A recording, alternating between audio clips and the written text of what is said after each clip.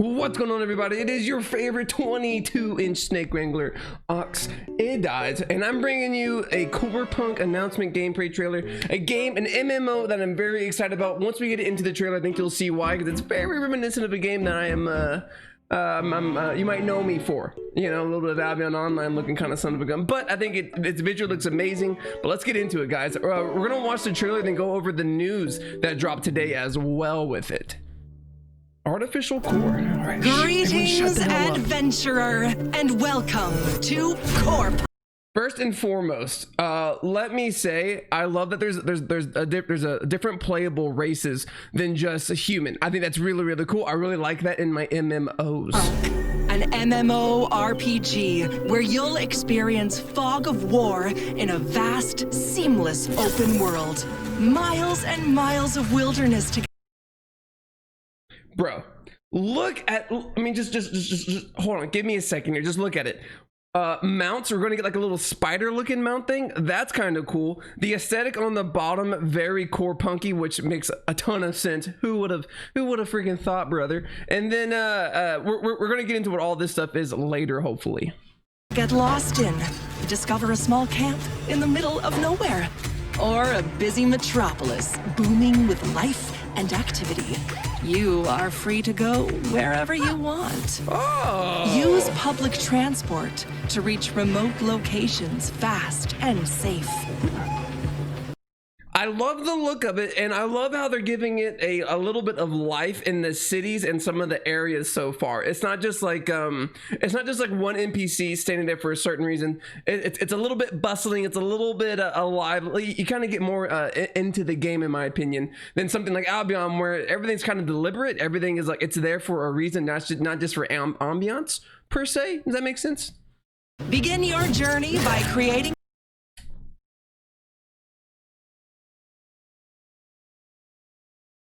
Brother, first and foremost, let's hold on, let him finish. A hero. Let him finish. Each has its own unique role, abilities, and a set of fighting styles. Nani. Okay, all right, bring me back. Let's take a look at this screen real quick. So this is your choose a character screen.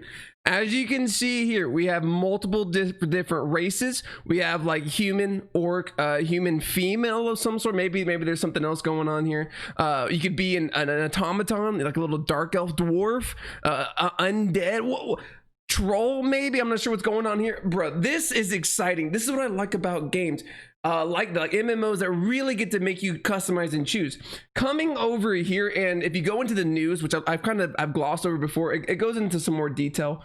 But there's going to be different classes with different specializations, and it's somewhat not based on your character creation or the character you choose, but apparently you can kind of there's a lot more diversity than what it looks like. But we have different abilities coming on, different specializations. Brother. Set of fighting styles.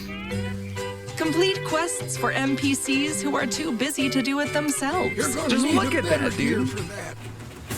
Kill monsters to earn gold. Shred them with your best move. Be careful, though. They get pretty crafty when fighting as a unit. I'm really liking this. Grow crops, chop wood, mine ore, trade goods for. So as you can see, we also have life skilling as well, which is a very important part of MMOs to me. I'm not huge on a lot of like gathering and crafting stuff like that, but I do like the idea that you're able to immerse yourself into that part of the world as well. Like, you know, maybe you don't want to just be the all-out brawler. Maybe you want to be a nice crafter, a gatherer, and be the elite in that field. For missing resources to craft the weapon you deserve. Yo, that looks kind of sick. Suit up. It won't make you stronger, but you'll look absolutely fabulous. Choose a set of talents. Yo, so warrior and mage, we get like a little bit more diversity in how we do this. So you get more attack power, spell power. You know, more passive, not just skills. It seems. Okay, liking that a lot. Boost yourself with artifacts to become the ultimate war machine. Use Fog of War wisely to hunt down and ambush your enemies. Attack those those who dared to take your farmer's Okay, so spot. we're definitely going to want to look at. We're going to want to look at what Then PvP is chill in a city, more about. show off your loot, and find reckless companions to take on a challenge that no one else has the guts for. So we have group content, raids, solo stuff. Dude, it looks good. It's visually stunning, I would say. I'm loving the look of it. I really am.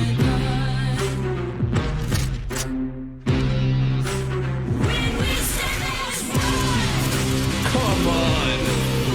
That's a cool looking little boss fight here. It's like Urgot from League of Legends, but way more badass.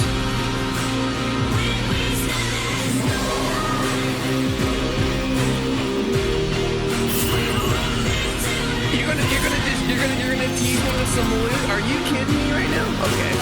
I mean, like, I'm like invested. Sign up for beta at CorePunk.com. I am, in fact, signed up for beta personally. Let's go to the news real quick.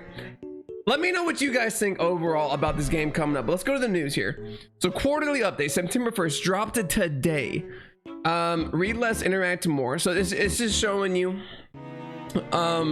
how the quest and talking is going to be when you get to, well, which I'm also excited there's going to be quests in this game, something in Albion that it's not needed in Albion because Albion's a true sandbox game to its name, but I do miss something like this in my MMOs where it's like a little bit more quest related, so maybe some kind of story, maybe some more background into the game, which I really enjoy. Yeah, so like I said, now you'll be able to learn the backstory of NPC or simply chat with her, but these talk may reveal some exciting plot twists or useful information, so on and so forth. So that's pretty cool. The coordinator, so basically what this is it's kind of like your companion. You're someone who's gonna like kind of teach you through the game in the beginning. You're tutorial person, more or less. Jump, this is kind of a weird thing they show, but yeah, now we can jump in this game. I don't know, I'm kind of curious. I mean, they're going to use it for puzzles and stuff, obviously, but what about for PvP? That's what I'm most curious about, is like, will this affect certain abilities used in PvP or certain abilities against like mobs and bosses and stuff like that? I'm assuming it will. So this is about a customization. It's showing you all the different options, which I think is really cool. Fatality, this one's interesting. We're fans of Fallout series in many ways to kill was one of its awesome features, so we're working to make a deeply customizable fatality system in CorePunk. We want to implement different fatalities depending on the type of damage and its power. You might have seen how it works in our previous videos. The champion who was burned with the flame gun turned into a charred body, and the heads of the monsters were cut off with a sweep of a sword. Brother, dude, that is some high testosterone development right there. I think that's kind of legit, actually. I'm really liking that.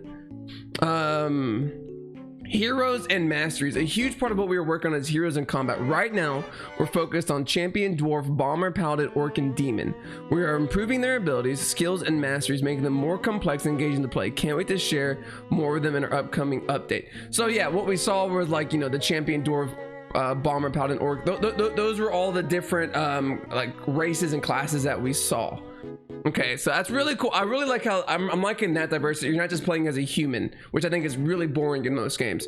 While working on the gameplay trailer, we realized that it messes up with our pipeline and schedule. Usually we would do several iterations of prototypes, playtests, and when we do public content, we naturally polish. Okay, so we decided to focus on gameplay and cease development, promotional videos, and participating in gaming expos until we have CorePunk playable and polished.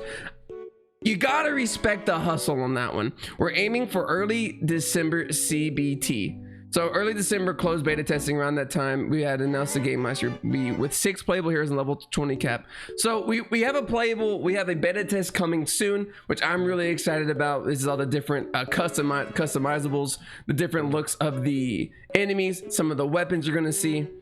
Other than that, I want to go to the FAQs real quick, because the FAQs go into a little bit more depth. I want to look at PvP. What types of PvP are available in CorePunk? For the PvP inclined folk, there will be arenas and battlegrounds. Furthermore, PvP and open world combined with fog will provide a completely new gaming experience. So I like this. They're going to have arenas and battlegrounds. So that's going to be more of like your MMR systems, your rating systems, your ranked stuff. But you can also... you can go grief people out in the open, a little bit of gankaroonies, a little bit of dungeon diverinos, maybe. That's going to be exciting. What do I lose when I die?